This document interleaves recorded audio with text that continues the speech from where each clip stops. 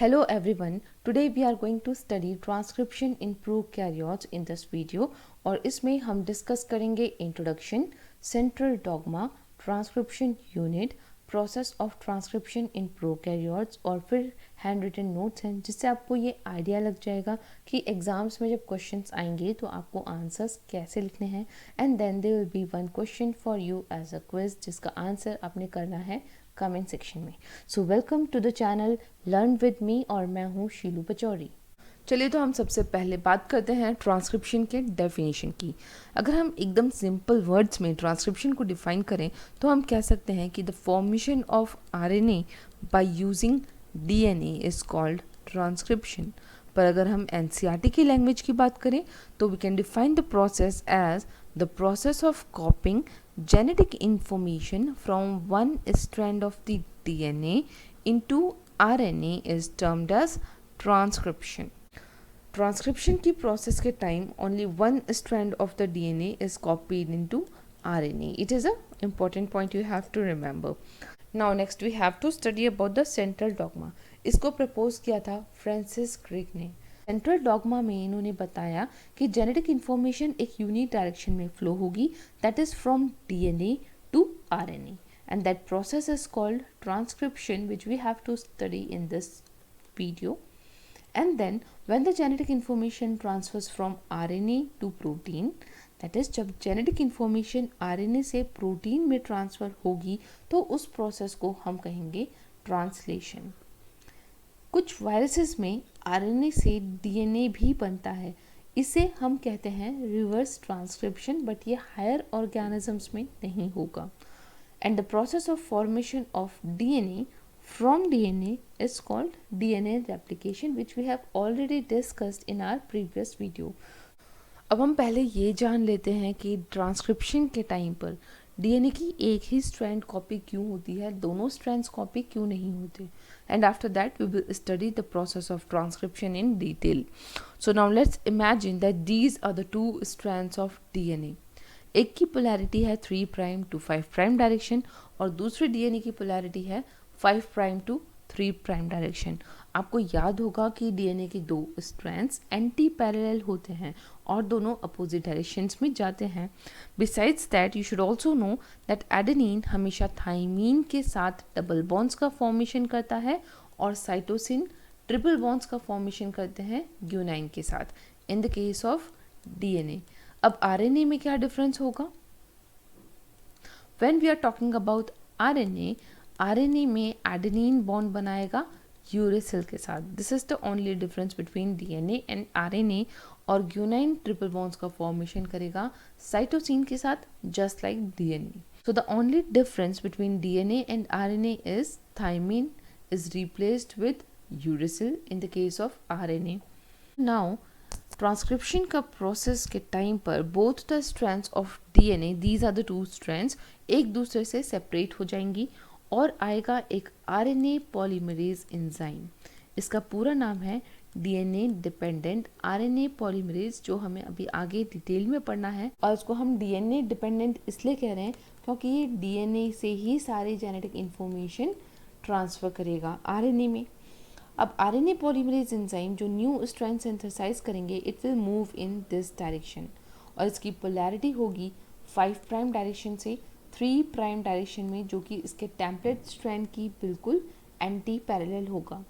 Now at the time of transcription adenine के सामने bind करेगा uracil, guanine will bind with cytosine, thymine adenine के साथ bind करेगा, adenine uracil, cytosine Q9, Q9 will bind with cytosine, adenine will bind with, thymine will bind with adenine, Q9 cytosine, cytosine will bind with Q9, adenine bind करेगा uracil के साथ। ये है एक normal scenario जहाँ पर transcription होता है। Now let us see another scenario जहाँ पर डीएनए के दोनों स्ट्रैंड्स अगर ट्रांसक्रिप्शन शुरू करते हैं तो अब क्या होगा, यहाँ पर आरएनए पॉलीमरेज एंजाइम दूसरे स्ट्रैंड्स पर भी ट्रांसक्रिप्शन करना शुरू कर देगा and it will move in this direction which will be complementary to this DNA strand और इसकी पोलैरिटी हो जाएगी 5 प्राइम से 3 प्राइम डायरेक्शन में। और इसके जो कॉम्प्लीमेंट्री स्ट्रैंड्स बनेंगे that will B adenine, cytosine, guanine, uracil, guanine, cytosine, adenine, uracil, guanine and adenine. अब आप देख रहे हैं ये दोनों mRNA के स्ट्रैंड्स एक दूसरे से कॉम्प्लीमेंट्री हैं। अगर mRNA की दो स्ट्रैंड्स बन जाएंगी eight the time of transcription तो ये दोनों तो एक दूसरे के साथ खुद ही बॉन्ड्स फॉर्म कर लेंगे, और अगर इन दोनों mRNA की स्ट्रैंड्स ने एक दूसरे के साथ बॉन्ड फॉर्म कर लिया तो आगे ये भला प्रोटीन का सिंथेसिस कैसे कर पाएंगे। So they won't be able to synthesize the protein and the process of translation will stop at this stage. हमारे प्रोटीन के फॉर्मेशन के लिए सबसे इम्पॉर्टेंट है आरएनए का सिंगल स्ट्रैंडेड होना। Single stranded RNA nucleotides provide करेंगे या फिर जेनेटिक इंफॉर्मेशन प्रोवाइड करेंगे जिनको कोड करके प्रोटीन्स का फॉर्मेशन होता है। इन केस अगर दोनों डीएनए के स्ट्रैंड्स आरएनए के लिए कोड करने लग जाएं और दोनों आरएनए के नए कोड्स एक दूसरे के साथ कॉम्प्लीमेंट्री बॉन्ड्स फॉर्म करके डबल स्ट्रैंड्स फॉर्मेशन करते हैं तो आरएनए के डबल स्ट्रैंड्स अब जेनेटिक इंफॉर्मेशन को ट्रांसफ़र नहीं कर पाएंगे for the process of protein synthesis और यहाँ पर ट्रांसलेशन की प्रोसेस रुक जाएगी। इसलिए डीएनए का सिंगल स्ट्रैंडेड होना ज़रूरी है। और सिंगल स्ट्रैंडेड कब होगा? जब सिर्फ एक ही डीएनए का स्टैंड कोड करेगा for the formation of RNA. तो आइए अब देखते हैं सेकेंड रीज़न कि डीएनए के दोनों स्ट्रैंड्स ट्रांसक्राइब क्यों नहीं होते। So the second reason is according to genetic information transfer machinery, एक डीएनए मॉलिक्यूल सिर्फ एक ही प्रोटीन का सिंथेसिस कर सकता है। अब इस इमेज में देखिए, ये है डबल स्ट्रैंडेड डीएनए, ट्रांसक्राइब होगा और डीएनए से बनेगा आरएनए। तो ये है single stranded RNA which obtained after transcription. Now this RNA will translate into protein. तो एक mRNA की स्ट्रैंड ने एक प्रोटीन का सिंथेसिस किया। इन केस अगर DNA के दोनों स्ट्रैंड्स ट्रांसक्राइब करें then it will result into the formation of 2 mRNA। ये तब का केस है अगर mRNA आपस में खुद बॉन्ड्स का फॉर्मेशन करके ब्लॉक ना हो जाए किसी रीज़न से और दोनों स्ट्रैंड्स फिर भी अलग हों, तब क्या होगा? mRNA के दो स्ट्रैंड्स बनेंगे। ये दोनों स्ट्रैंड्स अगर बन जाते हैं तो they both will code for proteins. ये प्रोटीन का सिंथेसिस करेंगे और ऐसे में हमारे एक डीएनए से दो mRNA की स्ट्रैंड्स बनेंगी और दोनों स्ट्रैंड्स दो अलग अलग टाइप के प्रोटीन्स बनाएंगे। So this is protein 1 and this is protein 2, जिससे कि हमारा जेनेटिक इंफॉर्मेशन ट्रांसफर मशीनरी का लॉ वॉयलेट होता है। तो ये तो है सेकेंड रीज़न कि डीएनए के दोनों स्ट्रैंड्स दो mRNA के स्ट्रैंड्स क्यों नहीं बनाते। आई होप आपको इतना अच्छे से समझ में आ गया होगा। Now next we have to discuss about the transcription unit. तो ट्रांसक्रिप्शन यूनिट डीएनए का वो पार्ट है जहाँ पर ट्रांसक्रिप्शन होगा। अब देखिए, डीएनए का अगर हम प्रोकैरियोट्स की बात करें, just imagine that this is a part of the DNA. जब ट्रांसक्रिप्शन होता है पूरा डीएनए का ट्रांसक्रिप्शन नहीं होगा, किसी छोटे से डीएनए के फ्रैगमेंट में ही ये प्रोसेस होती है और इस फ्रैगमेंट को हम कहेंगे ट्रांसक्रिप्शन यूनिट। ओके बेटा, तो पूरे डीएनए का ट्रांसक्रिप्शन नहीं होगा। अब इस ट्रांसक्रिप्शन यूनिट के 3 पार्ट्स होते हैं। So the first one is promoter region. Promoter region is that side जहाँ पर हमारा आरएनए पॉलीमरेज एंजाइम आकर बाइंड होगा। तो आरएनए पॉलीमरेज एंजाइम इस प्रमोटर रीजन पर आकर बाइंड होता है और तभी ट्रांसक्रिप्शन की प्रोसेस स्टार्ट होती है।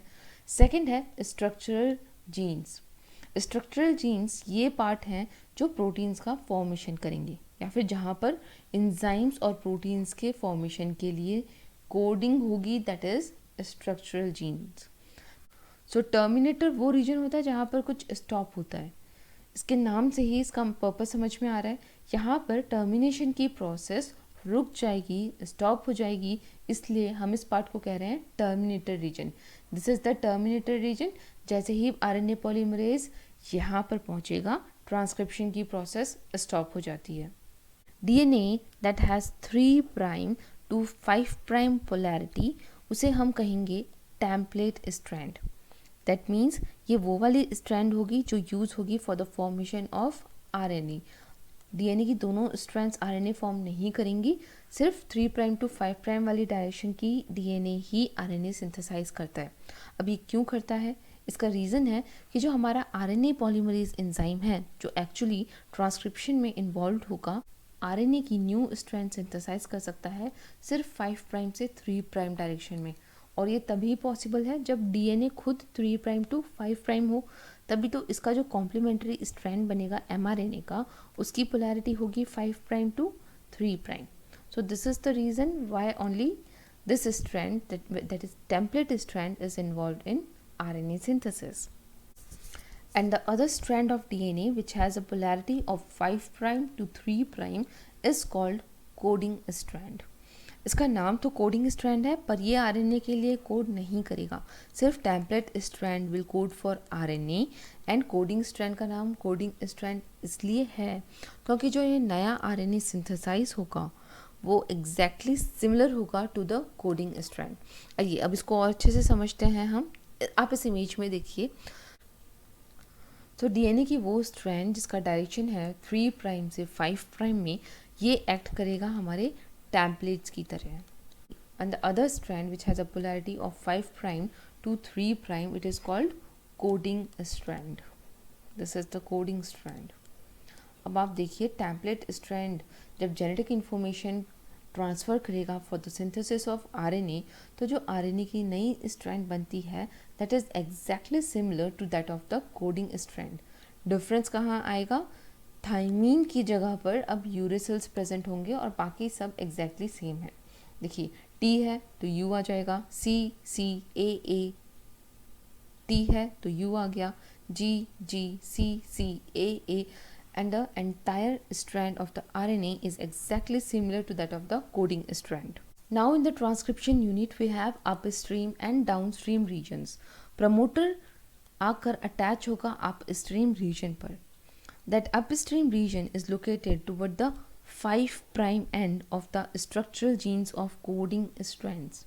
जब हम अपस्ट्रीम की बात कर रहे हैं तो हम कोडिंग स्ट्रैंड के रेस्पेक्ट में बात करेंगे। तो कोडिंग स्ट्रैंड का जो 5 प्राइम एंड होगा that will be the promoter region, और कोडिंग स्ट्रैंड का जो 3 प्राइम एंड होगा इसको हम कहेंगे downstream region. And downstream sequence में प्रेजेंट होता है टर्मिनेटर। सो टर्मिनेटर वो रीजन है जहाँ पर ट्रांसक्रिप्शन की प्रोसेस स्टॉप हो जाएगी। हम प्रोकैरियोट्स में जब स्ट्रक्चरल जीन्स की बात करते हैं तो ये बहुत ही इंपॉर्टेंट है, आपने याद रखना है, स्ट्रक्चरल जीन्स पॉलीसिस्ट्रॉनिक होते हैं। बेटा बहुत इंपॉर्टेंट क्वेश्चन है। दीज पॉलीसिस्ट्रॉनिक जीन्स मीन्स ये स्ट्रक्चरल जीन्स कई सारे पॉलीपेप्टाइड चेन्स के लिए कोड करेंगे। They will code for many polypeptide chains like 1 2 3 अलग अलग टाइप के पॉलीपेप्टाइड चेन्स के लिए ये वाला स्ट्रक्चरल जीन कोड करेगा। पर जितने भी ये प्रोटीन्स या फिर पॉलीपेप्टाइड्स बनेंगे ये सब किसी एक सिंगल मेटाबॉलिक पाथवे के ही पार्ट होंगे, and that's why we call them polycistronic. No, poly means many, क्योंकि यहाँ पर कई सारे पॉलीपेप्टाइड्स बन रहे हैं इसलिए हम इसको कहते हैं पॉलीसिस्ट्रॉनिक। पर जब हम यूकैरियोट्स की बात करते हैं तो यूकैरियोट्स में जो स्ट्रक्चरल जीन्स होते हैं they will be monocistronic. That means ये सिर्फ एक ही टाइप का पॉलीपेप्टाइड बनाएंगे, पर प्रोकैरियोट्स में it will be polycistronic. Confuse मत होइएगा। प्रोकैरियोट्स में the process of structural genes का ट्रांसक्रिप्शन इज पॉलीसिस्ट्रॉनिक। अब कंफ्यूज ना हो इसके लिए मैं आपको एक ट्रिक बता देती हूँ। पी और पी दोनों में पी है, P for prokaryotes and P for polycistronic. Now we have to discuss about the transcription in prokaryotes in detail. अभी तक हमने जो भी पढ़ा था वो सिर्फ इंट्रोडक्शन था, अब ये है वो प्रोसेस कि कैसे ट्रांसक्रिप्शन होती है। Transcription occurs in 3 steps. The first one is initiation, then elongation and third one is termination. तो सबसे पहले होगा इनिशिएशन। अब डीएनए में कहाँ पर प्रमोटर रीजन प्रेजेंट है ये आरएनए पॉलीमरेज फाइंड आउट नहीं कर सकता, तो इसे फाइंड करने का काम करेगा sigma factor. This factor is called sigma factor और इसके 2 काम हैं। पहला तो स्टार्ट सिग्नल को रिकॉग्नाइज करना और दूसरा काम है प्रमोटर रीजन को फाइंड करना कि वो डीएनए में कहाँ पर लोकेटेड है। अब this sigma factor will combine with the RNA polymerase enzyme और ये बनाएगा एक ऐसा स्ट्रक्चर। जिसमें sigma factor RNA polymerase enzyme से कनेक्टेड है और अब ये जाकर जहाँ भी इनको प्रमोटर सीक्वेंस दिखेंगे वहाँ पर अटैच हो जाएंगे। अटैच होने के बाद आरएनए पॉलीमरेज एंजाइम उस डीएनए के पार्ट को ओपन कर देगा by breaking the hydrogen bonds between the complementary strands. जैसे ही आरएनए पॉलीमरेज एंजाइम आकर बाइंड हो जाएगा प्रमोटर रीजन में, सिग्मा फैक्टर का काम खत्म हो गया, तो सिग्मा फैक्टर अब यहाँ से रिमूव हो जाएगा और सेकेंड प्रोसेस स्टार्ट होगी, दैट इज इलोंगेशन। इलोंगेशन में आरएनए पॉलीमरेज एंजाइम आगे की तरफ मूव करता जाएगा और जो भी यहाँ पर सीक्वेंसेस प्रेजेंट है डीएनए में उनका कॉम्प्लीमेंट्री स्ट्रैंड्स बनाता जाएगा और आरएनए की नई चेन बनती जाएगी। So as soon as that RNA polymerase will reaches the terminator region, another factor, that is Rho factor, it will come and it will bind to the RNA polymerase enzyme. Rho factor आकर RNA polymerase enzyme के साथ bind हो जाता है यहाँ पर। जैसे ही ये bind होगा RNA polymerase enzyme का process polymerization का यहीं पर रुक जाएगा और RNA का formation बंद हो जाएगा। इसके बाद आरएनए पॉलीमरेज और रो फैक्टर का जो कॉम्प्लेक्स है वो यहाँ से रिमूव हो जाएगा और जो न्यूली सिंथेसाइज्ड आरएनए बना था वो भी यहाँ से रिमूव हो जाएगा। प्रोकैरियोट्स में ये जो आरएनए सिंथेसाइज होता है इसको कोई भी प्रोसेसिंग की ज़रूरत नहीं होती and now it is ready to translate into the proteins and the whole process of transcription in prokaryotes occurs in the cytosol, or we can say cytoplasm of the cell. And these are the notes of transcription, जिसमें सबसे पहले बात की गई है definition की। Then there is about the transcription unit, the diagram is given here of the transcription unit. आप इस वीडियो को पॉज करके इसका स्क्रीनशॉट ले सकते हैं या फिर अपने नोट्स खुद बना सकते हैं। मैं जल्दी से ये स्लाइड्स चेंज कर रही हूँ। This is the main process of the transcription in prokaryotes, जहाँ पर हमने सारी इनिशिएशन, एलोंगेशन एंड टर्मिनेशन को डिटेल में एक्सप्रेस किया है। So now there is a question for you as a quiz. The question is, the base sequence of one strand of the DNA is TACTAGGAT. Then what will be the base sequence of the RNA which has got after transcription of the given sequences? Answer me in the comment section. Thanks for watching Learn with me. अगर आपको video अच्छी लगी है तो इसे please like और share ज़रूर करिएगा और इसको सब्सक्राइब करना मत भूलिएगा ताकि आने वाली वीडियोस आपको मिलती रहें। तब तक के लिए बाय बाय, टेक केयर।